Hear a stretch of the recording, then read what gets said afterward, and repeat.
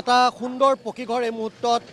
জেচিবিৰে ভাঙি থকা হৈছে কাৰণ অবৈধভাৱে বছৰ বছৰ ধৰি এইসকল লোকে চৰকাৰী ভূমি দখল কৰি তেওঁলোকে ইয়াতে পকীঘৰ গাঁও স্থাপন কৰি তেওঁলোকে চলি আছিল আৰু আজি সমান্তৰালভাৱে দুটাকৈ পিজিআৰ পুৱা 6 বজাৰ পৰা এই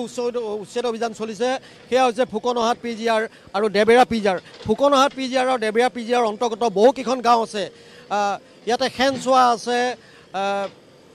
খেনচোৱা আছে ৰাংচালি আছে এঙাৰখোৱা আছে বিভিন্ন স্থান আছে কিন্তু পিজিআৰ হিচাপে কেৱল দুটা পিজিআৰ চলিছে আৰু 2 শতাধিক পৰিয়ালে ইয়াতে বসবাস কৰি আছে কেৱল আজিৰ কথা নহয় বছৰ বছৰ ধৰি এই পৰিয়ালসমূহে ইয়াতে তেওঁলোকে গাঁও পাতি বসবাস কৰি আছে পকী ঘৰ আছে আৰু অতদিনে আচলতে চৰকাৰীভাৱে কিয় উচ্ছেদ কৰা হোৱা নাছিল সেয়াহে আজি তাৰিখত ডাঙৰ প্ৰশ্ন কিন্তু আজিৰ দিনটোত যিহেতু সমান্তৰালভাৱে পুৱা 6 বজাৰ পৰা বিশাল উচ্ছেদ আৰম্ভ হৈছে লখিমপুৰৰ ভিন্ন প্ৰান্তত সেয়া সকলোৱে আদৰণি জনাইছে কাৰণ চৰকাৰী ভূমি বেদখলমুক্ত হ'ব লাগে ভৱিষ্যতৰ সময়ত যাতে চৰকাৰী বিভিন্ন ধৰণৰ প্ৰকল্প স্থাপন কৰিব পৰা যায় বা চৰকাৰে বিভিন্ন কাম কাজত যাতে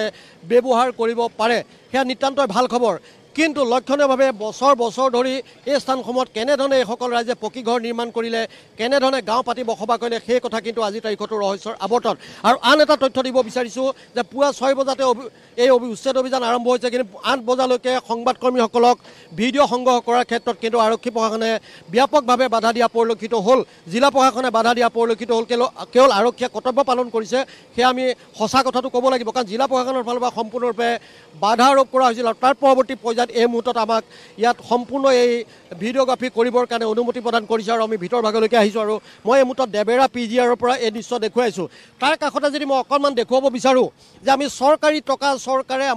আপোনাৰ মোৰ ৰাজহৰ টকা কেনেধৰণে অপচয় কৰে সেই দৃশ্যসমূহ মই দেখুৱাব বিচাৰিছোঁ কাষতে এইটো এখন জল জীৱন আঁচনি মই যদি দেখুৱাব বিচাৰোঁ যে এইখন হৈছে বৰ চাপৰি পানী যোগান আঁচনি বহু লাখ টকা ব্যয় কৰি এইখন চৰকাৰী আঁচনি ইয়াতে তেওঁলোকে দিলে তাৰ কাষতে যদি আমি দেখুৱাওঁ সেইখন এখন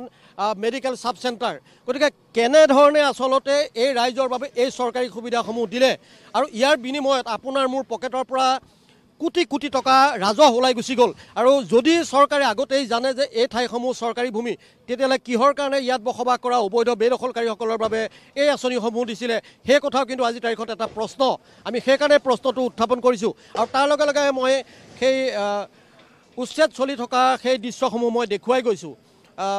ক'ব বিচাৰিছোঁ যে পুৱা 6 বজাৰ পৰা দুটাকৈ পিজিআৰ দেবেৰা পিজিআৰ আৰু ফুকনহাট পিজিআৰত উচ্ছেদ অভিযান চলিছে বিশাল আৰক্ষী বাহিনী চিআৰপিএফ বাহিনী মোতায়েন কৰা হৈছে কোনো প্ৰকাৰে যাতে বিসংগতিৰ সৃষ্টি নহয় খেলিমেলিৰ সৃষ্টি নহয় আৰু পোনপটীয়াকৈ আমাক এই কথাখিনি দেখুৱাবৰ কাৰণে অনুমতি প্ৰদান কৰা হৈছে 8 বজাৰ পিছত অৰ্থাৎ 6 বজাৰ পৰা 8 বজালৈকে সংবাদকৰ্মীসকলক ভিতৰত প্ৰৱেশ কৰাত প্ৰশাসনৰ ফালৰ পৰা বাধা আৰোপ কৰা হৈছিল সেয়া কিহৰ কাৰণে বাধা আৰোপ কৰা হৈছিল সেই কথা এই মুহূৰ্তত আমি ক'ব নোৱাৰোঁ কিন্তু মই তাৰ লগে লগে এটা প্ৰশ্ন উত্থাপন কৰিছোঁ পুনৰ মোৰ সহযোগী ভিডিঅ' জাৰ্নেলিষ্ট ৰূপমে সেইখিনি দেখুৱাই যাব মই কৈছোঁ যে কাষতে এখন আপোনাৰ মোৰ ৰাজহৰ ধনেৰে নিৰ্মাণ কৰা বৰ চাপৰি পানী যোগান আছে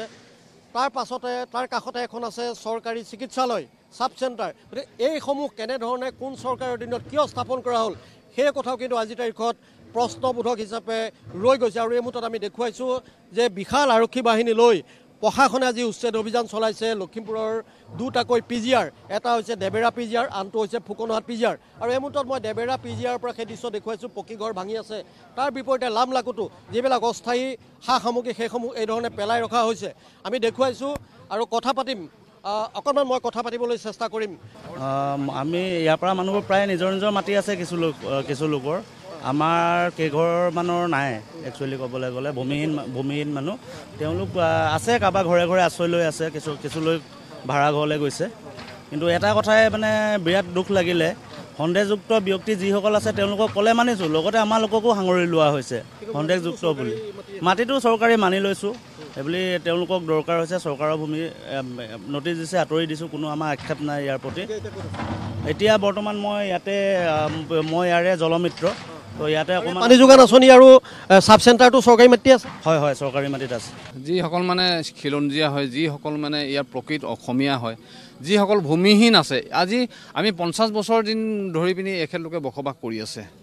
এইটো আগৰ চৰকাৰবিলাকে এইটো পৰিকল্পনা কৰিব লাগিছিলে যদি উচ্ছেদ কৰিবলগীয়া আছিলে সেইটো সময়তে কৰিব লাগিছিলে এতিয়া ইমান ধুনীয়া কিছুমান চৰকাৰী আঁচনিও দিছে ইয়াতে আমি কাষতে দেখিছোঁ যে বৰ চাপৰি পানী যোগান আঁচনি আছে তাৰ কাষতে এখন সাব চেণ্টাৰ আছে ইয়াতো চৰকাৰী আঁচনি চৰকাৰী আপোনাৰ মোৰ টকাৰে বনাইছিলে এও ভাঙিব লাগিব নিশ্চয় এইটো এতিয়া ভাঙে নে নাভাঙে এইটো দেখা নাই এতিয়া বুলডোজাৰ চলি আছে যদি ভাঙি দিয়ে এইটো অতি হ'ব কাৰণ এইবিলাক ৰাইজৰ পইচা ইয়াত মানে সোমাই আছে খৰচ কৰা হৈছে আমি অনুৰোধ কৰিম এনেকুৱা আমাৰ যি আঁচনি আছে বা ৰাইজৰ কাৰণে যি মানে হেৰি কাৰণে স্থাপন কৰা হৈছে গতিকে এনেকুৱা হেৰিবিলাক মানে সুৰক্ষিত কৰি পিনে ৰখাৰ কাৰণে সুদূৰ পৰা কি এনেকুৱা চেষ্টা যাতে কৰে জল জীৱন মিছনতে অকণমান বেৰ লৈ পিনে ল'ৰা ছোৱালী লৈ পিনে আছোঁহি আৰু আপোনালোকে বয় বস্তু কেতিয়া ওলালে তাৰ পৰা কালি নটিচ পাইছিলে বহুত দিনৰ আগত নাই যোৱা বৃহস্পতিবাৰে হয় এইখিনিতো চৰকাৰী মাটি আছিল হয় ইমান বছৰ ক্ষতি কৰি থাকোঁতে কোনো এইটো ৰাস্তাই দি গাঁওবুঢ়াই দেখে চবেই চৰকাৰী মানুহে দেখে কোনোদিনা এদিনো নক'লে যে তহঁতি এইবিলাক নকৰিবি বুলি নক'লে আজি ঘপককৈ এইটো হৈ গ'ল এখন চৰকাৰে কি কৰিছে ভগৱানে জানে আৰু দেই